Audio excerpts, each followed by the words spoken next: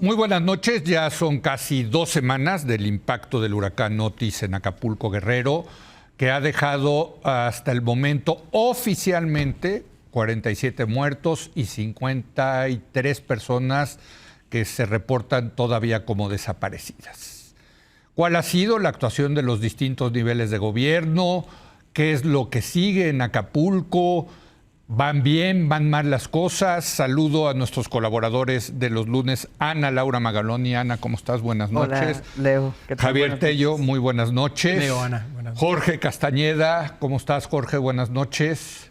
Hola, Leo. Hola, Ana Laura. Hola, Javier. Y hoy está Héctor Aguilar Camín, también vía remota, porque no nos quiso venir a contagiar de COVID. ¿Cómo estás, Héctor? Que te mejores rápido. Estoy bien. Es una pesadez. No se puede salir. Estoy bien. Pues sí. No. Sí. Estoy infectado. Pues sí. Sí, así nos ha pasado a todos, ¿no? Así es. Nos va a seguir pasando. Nos va a seguir pasando. Déjenme comenzar con Jorge, que escribía un artículo muy interesante en su blog de Nexos, donde especulaba por qué el presidente no ha querido, o sea, sí ha ido varias veces a Acapulco, ¿no? O se ha informado que ha ido varias veces a Acapulco, pero no hay imágenes, no hay fotos, videos, audios del presidente en Acapulco, y llama la atención esa pues, digamos, esa negativa a que lo vean en esa situación, en ese contexto de desastre, Jorge. Bueno, Leo, hay varias interpretaciones de este hecho, sí, porque las fotos o los videos efectivamente no existen. O más bien, no los hemos visto. Sí. Para corregirme. Una es más bien de orden psicológica o si quieres psiquiátrica, que lo que López Obrador no resiente no existe para él. Y como lo único que existe para él, lo único que resiente es lo que le afecta a él para bien o para mal, pues lo demás simplemente, como dice alguien, los ven y los oyen. Y esta es una interpretación psiquiátrica que puede ser válida, pero yo no puedo suscribirla porque no soy psiquiatra. Sí. Más bien necesito uno, pero en fin. La que yo un equipo, Jorge. Perdón, un equipo de psiquiatra. Un equipo, todo un batallón. Perdón, no me aguanté el chiste, Un batallón. Pero bueno, la que yo ofrezco es parecida a lo que le ha sucedido en Estados Unidos con Trump. Sí. Cuando fue presidente se negó a dejarse fotografiar en cementerios, en hospitales de mutilados, de veteranos de guerra, en hospitales de pacientes de COVID, etcétera, porque creía que esas fotos de él en situaciones de desastre o trágicas o negativas, de mala vibra, pues lo perjudicaban, dañaban su imagen. Y yo creo que López Obrador piensa lo mismo, porque también recordemos que hasta lo que recuerdo no ha habido fotos o presencia de él fotografiada en funerales o entierros de marinos, soldados, oficiales de su guerra contra el crimen organizado, porque es su guerra ahora, ya no es la de Calderón ni la de Peña, es la suya. Y ha habido muchos muertos, los de Caro Quintero, varios más, los del helicóptero, ese famoso que se le acabó la gasolina.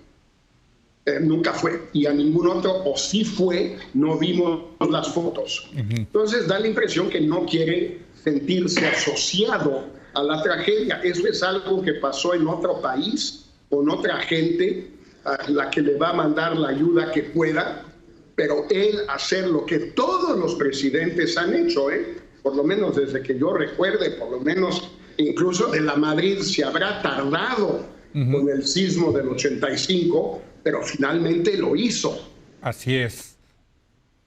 Todos sus sucesores siempre pues se fotografiaban, se grababan en escenarios de estar ahí en las rodillas, las piernas o en el lodo, o Fox cargando láminas, o Cedillo ahí en Paulina dirigiendo operaciones, qué sé yo, todos lo hacían. En parte porque las encuestas muestran, lo platicaba el otro día con un amigo que trabajó en presidencia en el sexenio pasado, las encuestas muestran que la popularidad del presidente sube cuando la gente lo ve involucrado en las operaciones de apoyo, rescate, qué sé yo. Sí. De hecho, es un tema difícil, Ana Laura. De hecho, alguien cercano a la 4T me decía, no quiere porque no quiere medrar políticamente con la tragedia, ¿no? O sea, digamos, esta es la versión benigna. Él no quiere aprovecharse para su popularidad ese tipo de imágenes. Pero lo cierto es que es un tema difícil, ¿no? Para un jefe de Estado, ¿qué hacer? ¿No? Bueno, aquí Javier dice que no tanto, pero a ver. No, a mí no me parece tan difícil. A mí me parece que lo que porque también le pueden chiflar, ¿no? O sea, también se le puede salir ¿no? O sea, de yo supongo control. que Andrés Manuel López Obrador entiende mucho mejor las razones para estar ahí o no estar ahí en términos políticos. Sí. Y que esas son interesantes porque yo no lo hubiera calculado de esa manera. Yo hubiera pensado, pero obvio que yo no lo mido con encuestas, que no estar en Acapulco es costoso, que la tragedia es demasiado grande, que el dolor es increíble y que además pues es una ciudad de gente muy pobre, o sea, como que mucho de su electorado y de las cosas que a él le salen bien. Sí. La cercanía con la gente, el hablar. Yo creo que ahí podría verse bien Andrés Manuel, porque además sí lo hace bien cuando está en la tierra, tal. Entonces a mí la idea de que esto es políticamente menos rentable y tal, pues me encantaría ver los números. A mí me parece contraintuitivo no estar ahí. Y más que eres el jefe de Estado y que ya va a una elección que ya no te involucra a ti. O sea, ya va a una elección en donde vamos a ver qué pasa, pero o sea, pierde el presidente. Yo no sé por qué no está. O sea, la hipótesis de Jorge me suena en el sentido de que Andrés Manuel sí me parece un presidente que calibra muy bien políticamente lo que le conviene a su partido, a la elección y a él mismo. Pero a mí me parece contraintuitiva, inclusive esa hipótesis. Yo no entiendo por qué no está ahí. O sea, tú parecías que decías, no es tan difícil. Pues, yo estoy de acuerdo con Ana Laura. En términos generales, lo que dice la política en democracias alrededor del mundo es que ante un desastre natural es importante la presencia en el lugar de los hechos lo más pronto posible. Ese es como del libro de texto, sí, ¿no? Y el ejemplo famoso son dos imágenes de George W. Bush. La primera imagen después de los atentados terroristas, parada en las ruinas con su megáfono. Muchos años después, ante Katrina, la imagen es sobrevolando la zona. Desastrosa imagen, porque era una imagen de alguien lejano, que estaba distante y impotente.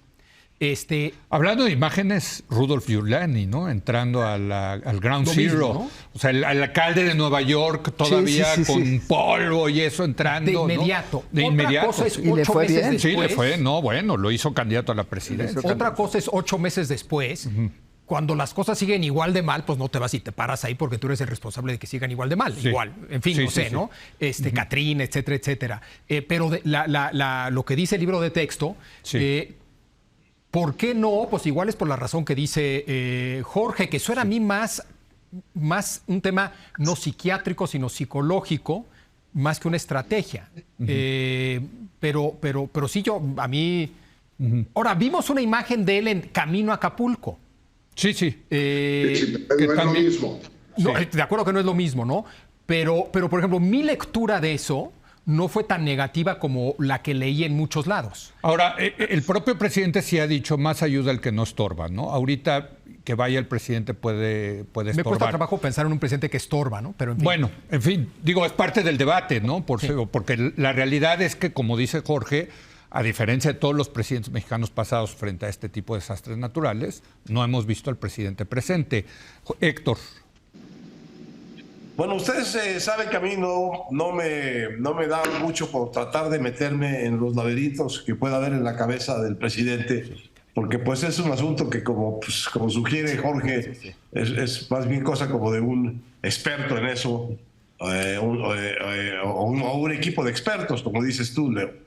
Pero lo que yo veo, aparte de lo que pueda haber, digamos, de condiciones psicológicas en esto, lo que yo veo es una conducta política de un carácter sistemático y sostenido en prácticamente todas y cada una de las situaciones en las que este gobierno se ha visto frente a una tragedia, frente a un asunto riesgoso, frente a un desastre, frente a una equivocación grave del gobierno, frente al dolor de otras personas, frente al dolor de niños que no tienen tratamiento para el cáncer, frente al dolor de gentes que no tienen abastecimiento de medicinas. ¿Y qué te digo frente al dolor del billón de los 800,000 muertos de la pandemia? De manera que para mí esto no es en absoluto sorpresivo, es la repetición de una manera de gobernar. Así es como gobierna este presidente, no dejando que lo toque la realidad que no le conviene. Y ahí lo dejo. Pues sí, sí, sí. Ahora, si quieren, vamos ya al tema de lo que ha anunciado el gobierno. Jorge, ¿qué te pareció? 61,000 millones de pesos, sacados de varias bolsas, hay que decirlo. No es una partida especial para Acapulco. Entonces, por un lado se presenta esto, por otro lado, hoy el presidente dice se va a hacer el tianguis turístico en Acapulco en abril. 3 meses, claro. ¿No? En unos cuantos meses, en fin, digamos, lo que sí es bueno el presidente es para vender esperanza, para vender, digamos, buenas expectativas, Jorge. Bueno, unos dirían para exagerar o francamente para mentir. Héctor en su artículo de hoy decía algo muy eficaz, muy importante, otros también han comentado, que no es dinero nuevo, o como dicen los financieros, dinero fresco. Exacto. Es dinero que ya estaba asignado y que se quita de unas bolsas, unas hipotéticas, por cierto, para meterlas en otra bolsa.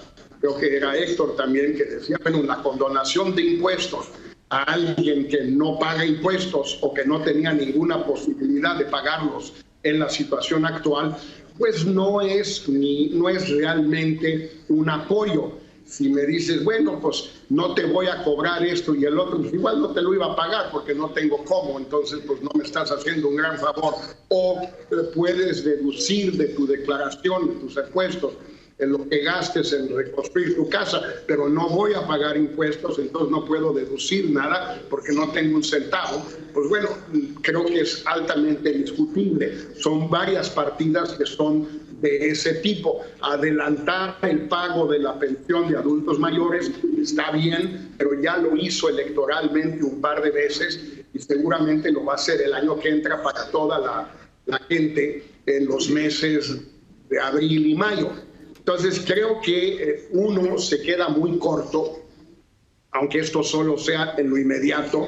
Hay una evaluación de la gente que le hace el damage assessment a Lloyd's de Londres, que pone el costo de reconstrucción total a largo plazo en más de 30,000 millones de dólares. Wow. Digamos, no es suficiente, no es dinero fresco, en muchos casos no es un apoyo real y sobre todo pues no parece haber la voluntad de un esfuerzo fiscal, presupuestal, de dinero adicional a lo que ya estaba solicitado al Congreso y que el Congreso en automático ya había aprobado. Ana Laura, ¿se queda corto?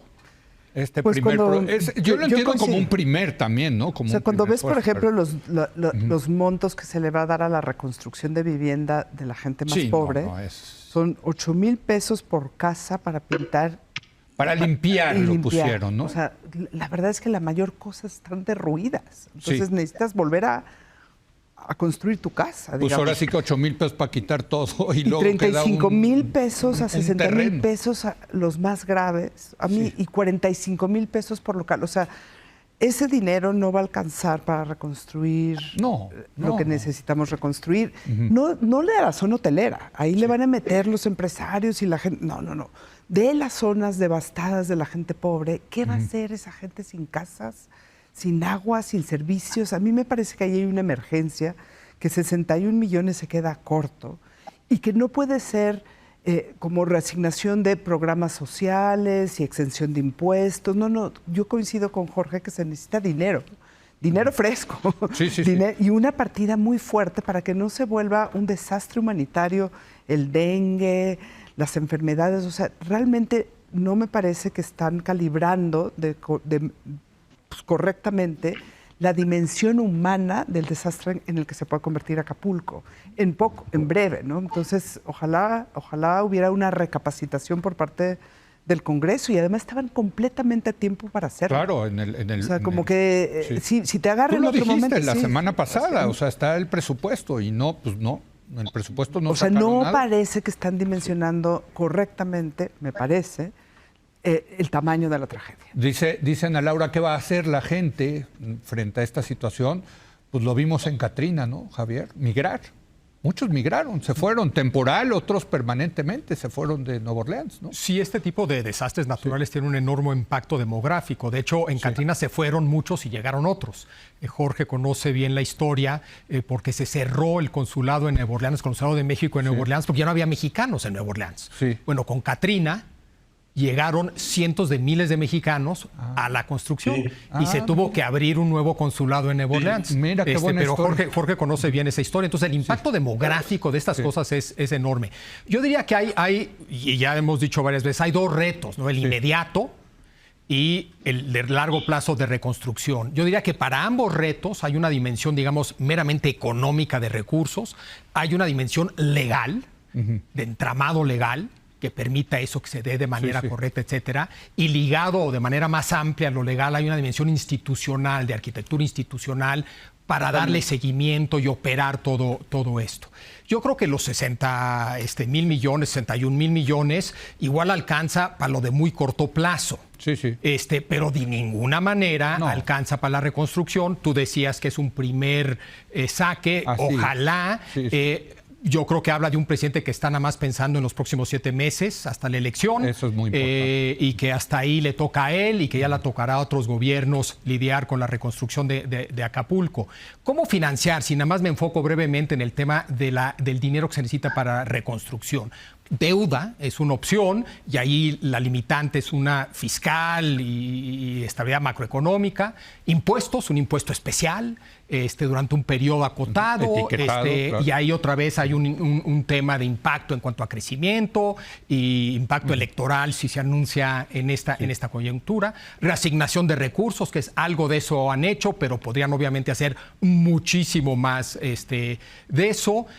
Ahí está todo el debate de proyectos, los grandes proyectos del presidente. Yo diría que eso es independiente de la necesidad. Es decir, aunque sus proyectos fueran los mejores proyectos del mundo mundial, habría que darle prioridad a la situación Acapulco. Y luego está todo el rol del sector privado, aunque dada el tamaño del desastre, dada el nivel de emergencia por la situación, dada la baja capacidad del gobierno local, dado el tema de orden y legalidad, que es fundamental, y la presencia del crimen organizado, dada la oportunidad, necesidad de reinventar Acapulco, yo creo que la presencia del Estado federal es fundamental en el proceso de reconstrucción. Sí, si no le metes tu lana, no arriesgas tu lana, ¿no? Para fundamental. Más bien otra vez también migras tu lana hacia otro destino. Además turístico. De la importancia simbólica de Acapulco, yo diría, ¿no? Así es.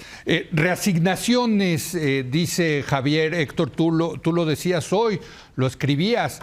Pues al Tren Maya no lo van a tocar nada, ni a Dos Bocas, ¿no? Y la pregunta es...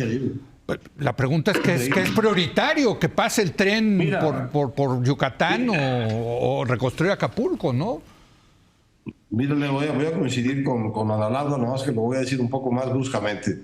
Esto que está haciendo el presidente con Acapulco es darle cacahuates, auténticamente darle cacahuates a una ciudad emblemática, legendaria, fundamental de la historia de este país, el centro de la vida de un Estado completo de este país, que ha tenido una tragedia de la que el presidente ni su gobierno tienen ninguna responsabilidad, pero de lo que está sucediendo desde el primer día que pasó el Otis hasta ahora son responsables plenos y actúan con una insensibilidad cuya primera expresión es eso mismo que dice Ana Laura, no poner claras en su cabeza las cifras de que estamos hablando, las cifras de las que estamos hablando, porque pensar que estos 61,000 millones de saliva por su mayor parte, porque o ya estaban o son promesas, hay promesas, son 20 puntos y la mayoría de ellos donde hay dinero son promesas, se harán, se obtendrán, se darán, etcétera, etcétera.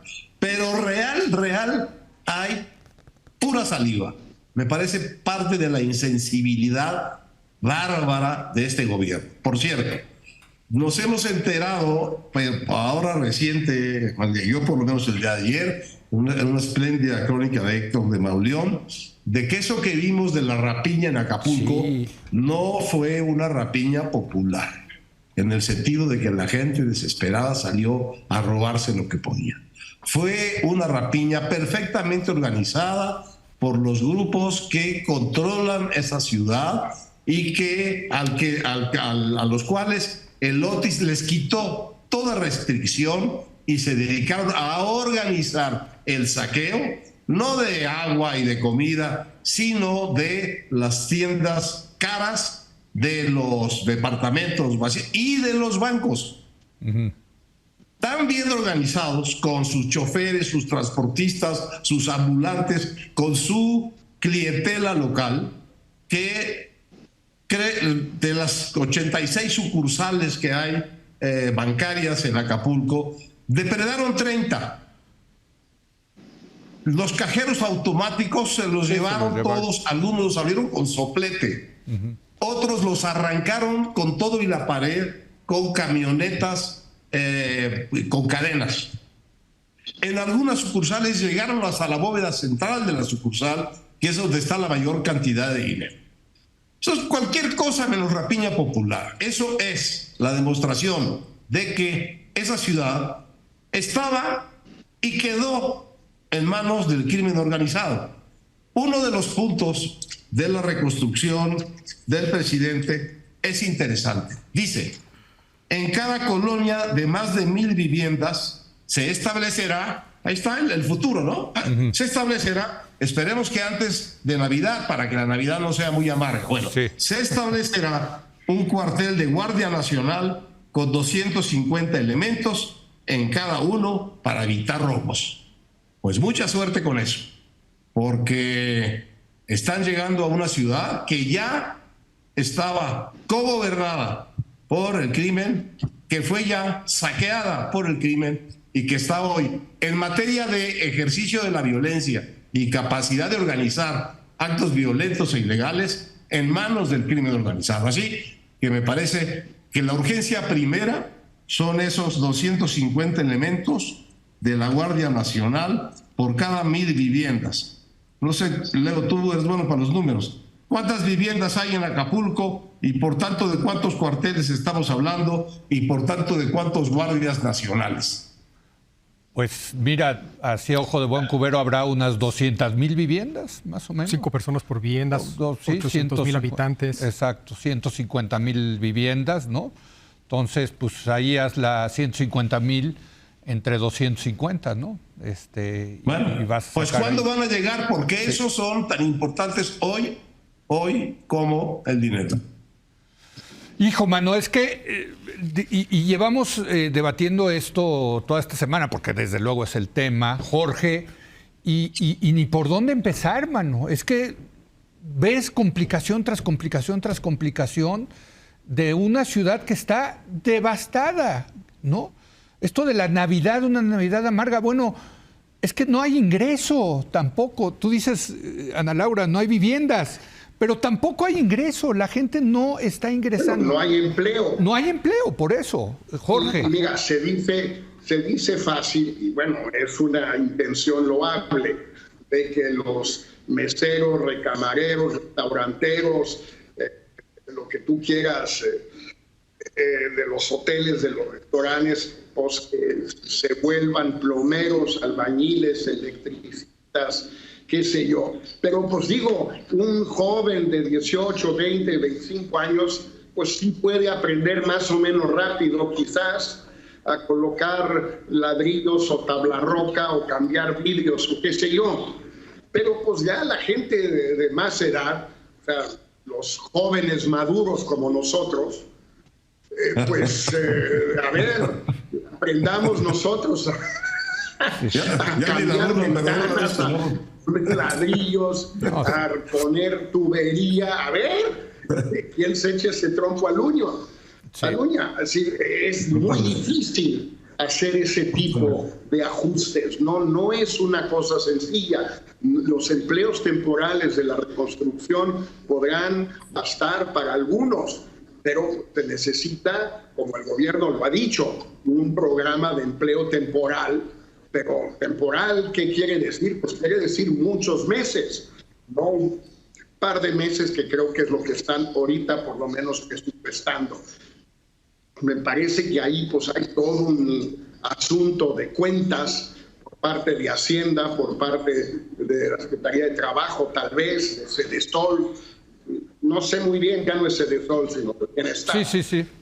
No sé, pero no dan la impresión de estar realmente metiéndose a las cuentas con mucho detalle. Ana Laura. Me parece increíble que venga una protesta a la Ciudad de México, ¿no? O sea, que en medio de ese desastre se esté organizando ahorita de Acapulco a la Ciudad de México. Y eso habla de que esto, de los vacíos que está. Yo es la primera vez que oigo ahí que una protesta en plena tragedia. O sea, hace una semana. Es un buen punto. Y entonces algo está pasando en Acapulco que necesita el gobierno recalibrar mejor, porque parece que son síntomas todo esto de que no está completamente calibrada el nivel de tragedia en el que se puede convertir El Acapulco. presidente hoy dijo que está organizada por la oposición. Es que si todo es polarizado y todo es... Bueno, es que es parte de la reacción del presidente ha sido seguir polarizando, esa es la realidad, ¿no? Sí, ojalá, o sea, se ve por el número de apoyos, se ve por el desastre, se ve por lo que oyes en todos los medios, los reporteros que están a ras de tierra, oyes de que todavía no se dan abasto y esto todavía no es suficiente y esto por las enfermedades. ¿Sabes qué te dice la gente, los periodistas que han estado ahí, que los he platicado? Que las imágenes no le hacen justicia al nivel de devastación que hay en Acapulco, ¿no? O sea, que sí te impacta en lo personal, ¿no? Verlo personalmente. Javier. Si la visión es electoral del presidente, pues debería de repensar su estrategia, ¿no? O sea, la idea de que minimizar el tema, liberar la coyuntura, es lo que le conviene electoralmente, yo creo que se equivoca y debería de repensar tu estrategia. Pero quiero regresar a un tema que tocó Héctor, que es el tema del orden. Sí. Al igual que el tema económico, hay una necesidad inmediata y se necesita un plan para lo inmediato y luego se necesita un plan para largo plazo. Lo mismo para el tema del orden y la ley. Es decir, necesitas una estrategia inmediata para lograr un orden y luego necesitas una estrategia de más largo plazo que tiene que ver no solamente para tratar de empezar a rescatar a Acapulco de ese control del crimen organizado, sino también una estrategia de lograr un entramado institucional donde la reconstrucción se dé de manera legal. Es decir, respetando las leyes de desarrollo urbano, asegurando que no haya corrupción en el proceso, asegurando, obviamente, que el crimen organizado no se involucre. Fíjate, ese es un buen punto, Javier, pero ahí eso es fundamentalmente facultad de los gobiernos estatales y municipales que han estado desaparecidos en toda esta tragedia. Desaparecidos. Pero ese es un argumento para el involucramiento del Estado federal, ¿no? Que se meta el federal, pues porque sí. Subsidiario. Nos queda claro que las capacidades de los gobiernos municipales y estatales en México en general no son muy buenas. No, bueno, y del de este... De este en particular, y ante una tragedia de estas dimensiones, en esta coyuntura, con el crimen organizado, etcétera, etcétera, pues la necesidad de la participación del gobierno federal es todavía mayor, ¿no? Sí, hablando de reacciones, Evelyn Salgado, la gobernadora, haciendo un video para echarle una porra al presidente en la zona de desastre. Bueno, es que ya más frivolidad no puede, o sea, en fin, no hay nadie que le diga no haga eso, gobernadora, ¿no? Pero en fin, Héctor, una última conclusión, por favor. Bueno, cuando mencionó lo de Nueva Orleans y lo de Katrina, Javier, recordé, no sé si recordé mal, que Nueva Orleans, la ciudad de Nueva Orleans tenía 400,000 habitantes, cuando no sé si es la jurisdicción de Nueva Orleans o es la zona conurbana, no lo sé. Tenía 400,000 habitantes y perdió en los siguientes 2 meses la mitad, 200,000, y quedaron solo 200,000. Probablemente algo así o peor va a suceder con Acapulco. Esos 800,000 acapulqueños, yo creo que antes de la buena Navidad que les promete el presidente, yo creo que van a haber salido de Acapulco cientos de miles o miles, muchos miles. ¿Por qué razón? Porque todos ellos tienen familiares en algunos pueblos cercanos a Acapulco, porque todos ellos tienen familiares en estados cercanos a Guerrero, en Morelos, en Puebla, porque todos ellos, esto que dice Jorge de los oficios es muy importante, tienen oficios que pueden perfectamente ir a ofrecer a zonas turísticas que sí están funcionando. Y luego tienen, y esto es también muy importante, una enorme cantidad, Jorge, coméntanos algo de eso, de parientes, familias, tienen redes largamente, viejamente establecidas con guerrerenses que trabajan en Estados Unidos. Entonces me parece que vamos a ver una salida enorme por razones de supervivencia de los acapulqueños hacia donde puedan vivir, porque en su ciudad no se va a poder. Mira, un comentario, Leo, nomás rapidísimo. Hace ya casi 20 años, Héctor, me acompañaste a un evento cuando estaba yo en mi campaña de candidato independiente a Acapulco, ¿te acuerdas? De acuerdo perfectamente, Era en el centro, más o menos, y bueno, digo, había una multitud, además llegó gente de Bangladesh, de Uganda. los que nos ven. Sí. Exacto, llegaron multitudes, pero bueno, había 200 personas, no más. Sobre todo organizadas, por cierto, por lo que entonces se llamaba Convergencia, el partido de Dante y de Luis Walton, perdón. Bueno, y les pregunté, porque me gustaba tener algo de intercambio, ¿cuántos tienen pariente en Estados Unidos? La mitad alzaron la mano, ¿te acuerdas, Héctor? Absolutamente. Sí. Hace casi 20 años. Hoy yo creo que son todos. Sí. Todos tienen pariente. Oye, todos. Fíjate, ahí está. En Nueva York y en el resto de Estados Unidos. Ahí está una idea que podría hacer el gobierno de López Obrador, que es negociar con el gobierno de Estados Unidos visas temporales. Porque allá hay demanda de gente, de camarista, de restaurantero. En una elección en Estados Unidos. Ya mataste la idea. Trump ya la acabas de matar la idea. Digo, yo dije, se me ocurrió una super idea. Ya, la mataste. Biden construyendo el muro. Sí, Biden construyendo el muro. Ya. Biden construyendo. O que manden a los guerrerenses a construir el muro. El muro, eso tal vez. No, mató mi idea, Javier. Así que vamos a una pausa y vamos a regresar con la elección de candidato a jefe de gobierno de Morena en la capital, que se les está complicando. Regresamos.